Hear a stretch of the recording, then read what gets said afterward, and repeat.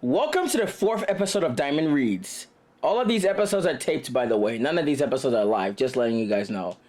Anyway, another news story just came in, and I'm gonna be reading that as well. This is a story called Wendy Corduroy Pudding. I guarantee that this is gonna be another funny pasta. I guarantee you this one has to be good. I'm gonna fucking enjoy this. And this was also written by the Shadow Lioness. Jesus Christ, most of the submissions that I'm reading in these episodes are gonna be from the same person. Like, cause she's the best. She's like really the best when it comes to writing these things. Alright, let's start. It was a nice sunny day in Gravity Falls, deep in the woods of Oregon.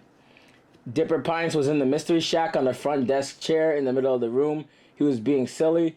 Now Wendy had gone to get something, so Dipper had the place to himself and he was having fun. Yahoo! Dipper shouted as he made airplane sounds while standing on the chair. Hello down there, as he called as he got off the chair. Hello, Dipper. He then jumped back on the chair and continued to be very silly. Just then, Grunkle Stan showed up with some empty boxes. Dipper, I could use some help, please, Grunkle Stan said. Dipper got off the chair and headed over to Grunkle Stan. And Dipper flies down to Gravity Falls to help Grunkle Stan and lands back on Earth, Dipper said. Did you have a good flight? Grunkle Stan asked. Dipper nodded his head yes. Can you put some of these old shirts on the shelf? Grunkle Stan asked. I'm going to donate them as they were shirts from last year. Okay, Dipper grabbed the old shirts and placed them into 3 boxes that Grunkle Stan got. After he was finished, he closed up the boxes. There we go. Wasn't that fast? Dipper asked. Very fast. Thank you, Dips. Grunkle Stan replied as he heard a crash in the middle of the shack. Wendy Corduroy walked in the shack, and she had bumped into the chair in the middle of the room. Wendy, are you okay? Grunkle Stan asked. Someone left the chair in the middle of the room, Wendy replied as she groaned in pain from stubbing her toe on the chair. Oh, I was flying, Wendy, Dipper said as Wendy took the chair and placed it back behind the cashier desk. Dipper and Grunkle Stan could tell that Wendy was grouchy, just by the tone of her voice. The chair is for asses, not flying, Wendy said to Dipper in a grouchy mood. Sorry, Wendy, Dipper replied nervously. He then turned to Grunkle Stan. What's wrong with Wendy? She's sounding grouchy, Dipper asked. She's tired. She didn't sleep well last night, Grunkle Stan replied to Dipper's question. Maybe she needs to take a crap, Dipper thought. Or maybe take a nap. Maybe, Grunkle Stan said as Dipper walked over to Wendy. She was reading a magazine from the front counter. He looked at her. Wendy looked down and took notice that Dipper was looking at her. Yes, Dips, she asked. I was wondering if you needed a laxative pill, Dipper said while holding a box of laxatives. Wendy then chucked the bottle across the shack. No thanks, Dipper, Wendy replied.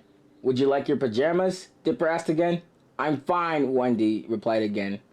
I have to go out of town for a couple hours. I'll donate the boxes on the way there, Grunkle Stan said as Wendy just ignored him. He then looked at Dipper. Can you and Wendy look after the things while I'm gone? He asked Dipper. Sure, I think, Dipper replied, as Grunkle Stan and Dipper both met at the front door of the mystery shack. I know she's a real vampire today, but she'll fall asleep soon, Grunkle Stan said to Dipper as he took the boxes. He then left in his car to go out of town. Dipper wasn't sure if Grunkle Stan was joking or not. The fact of Wendy being a vampire was creepy. Vampire? Dipper asked. He turned to see Wendy having red eyes and fangs from her mouth. Dipper nearly screamed, so he closed his eyes and rubbed them. He saw that Wendy was her usual self. Dipper must have thought that he was hallucinating Wendy being a vampire, so he walked toward her from the left side. Wendy? He asked. Wendy then turned to look at Dipper. Her eyes were red. 2 fangs were sticking out of the top row of her teeth. She did look scary to Dipper, but Dipper was hallucinating again. Dipper screamed in shock. Wendy was herself, but not as a vampire when he snapped out of it. I'm gonna play with Mabel and Seuss, Dipper said as he ran off and out of the mystery shack. What is up with Dipper? Wendy asked herself as soon as Dipper left the shack. Did Grunkle Stan say I was a vampire when I'm grouchy? He's scaring my Dipper. Meanwhile, at the diner, Dipper was with Mabel and Seuss. Dipper was explaining that Wendy was a vampire. Her two fangs on her top row of teeth were sharp, and her eyes were red, and she was 7 foot tall, Dipper explained. That doesn't sound like Wendy, Mabel said. She had a feeling that Gonko Stan was messing around with him. Well, that's because she's turning into a vampire. Gonko Stan said so, Dipper replied. Don't be silly, Dipper. I bet Gonko Stan was just pulling your leg, Seuss said as he chuckled. What are you gonna do? Mabel asked. I'm not sure. What do you do with the vampire in Gravity Falls? Dipper replied, asking his sister. This is hard. We've never dealt with a vampire before, Dipper, but I assure you that Wendy is not a vampire, Seuss said as Mabel got down from the booth. Mabel, where are you going? Dipper asked his sister. I want to see the vampire, Mabel replied as she, along with Seuss and Dipper, headed to the mystery shack. They both hid under the window.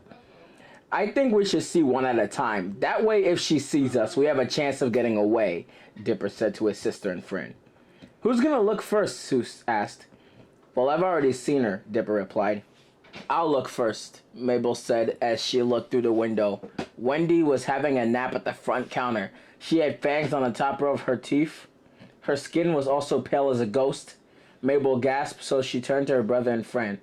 I saw her. It was freaky, Mabel said to Dipper. Your turn, Seuss, Dipper said, but Seuss didn't want to. No way. If she is a vampire, I am not seeing her. Seuss tried to protest, but Mabel and Dipper made him look through the window. As soon as Seuss looked through the window, he saw Wendy sleeping as a vampire. He was scared now. I've seen enough of her, he said. As he got down from the window, he turned to Dipper. There's a vampire in the mystery shack, Seuss said. What are we gonna do? Dipper asked in a panicked tone. We could try to catch her, Mabel suggested. And tame her, Seuss added. Maybe she's hungry. We can feed her, Dipper suggested. What do vampires eat? Mabel asked. I do know that a vampire drinks blood, but would she want ours? Seuss also asked with chills down his spine. Then Dipper had an idea. Let's make pudding, Dipper suggested as Mabel and Seuss nodded. Wendy Corduroy pudding. Dipper, along with Seuss and Mabel, quietly walked in the mystery shack and headed to the kitchen.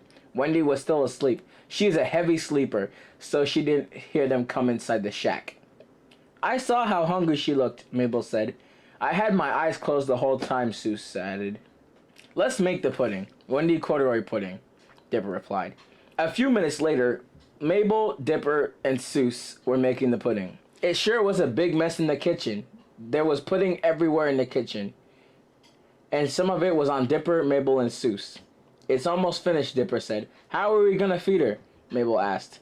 Very, very carefully, Dipper replied nervously. Then Wendy woke up from the front of the mystery shack. She can hear Dipper, Mabel, and Seuss talking from the kitchen and making noises. What's going on in here? Wendy's voice can be heard. Dipper? She asked. It's the vampire, Dipper freaked out. She knows your name, Seuss replied. She's coming, Mabel said as she, Dipper, and Seuss all hid inside a huge closet in the kitchen. Wendy looked around to see a huge mess, then walked up to the closet door. What is this mess? Wendy asked. Dipper, along with Mabel and Seuss, popped their heads from the closet. We're making pudding, Dipper replied. Vampire Then Mabel was hushed by Seuss. Vampire? Wendy asked. What vampire? Dipper walked to the kitchen table and handed Wendy a bowl of pudding. Want some? Dipper asked. Wendy took the spoon and had a bite of the pudding. She began to laugh as she was from vampire to human. What's so funny? Dipper asked. You're all a bunch of pudding vampires, Wendy replied with a chuckle. Grunkle Stan was pulling your leg, Dipper. I'm not really a vampire when I'm grouchy. We say that as a figure of speech. Don't let Grunkle Stan fool you with those speeches. Yeah, I was kind of taking it a bit too far, Dipper said nervously. I do want to apologize for being a grouchy vampire, Dipper. That nap was all I needed, Wendy said to Dipper. She then grabbed a bowl of pudding. Vampire pudding for all the pudding vampires, Wendy said as she served pudding to her friends, and they ate all of the pudding that Dipper made. Ha. This didn't really make me laugh as much as the previous one did, but I really, really enjoyed this.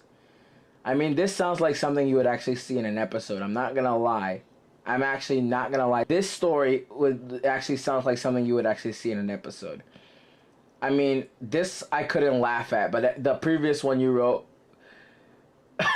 it did make me laugh. But this one didn't have the magic like the other one did. That's all I'm saying. Other than that, this one was a really good story that you wrote. I'm not sure what else to say, but I like this. I mean, it did have the cliche beginning in the it did have the cliche beginning like the other one did. It did have the cliche beginning like the one with the Ted 2 references did. I thought it was going to be almost the exact same thing, but turns out there was actually a lot of variety in this story that you wrote. This one is like completely awesome, and that's all I can say about it. That was the 4th episode of Diamond Reads, and I hope you enjoy the next one because the next one might be a little bit better. This is Diamond Rebel Spartan Zero signing off.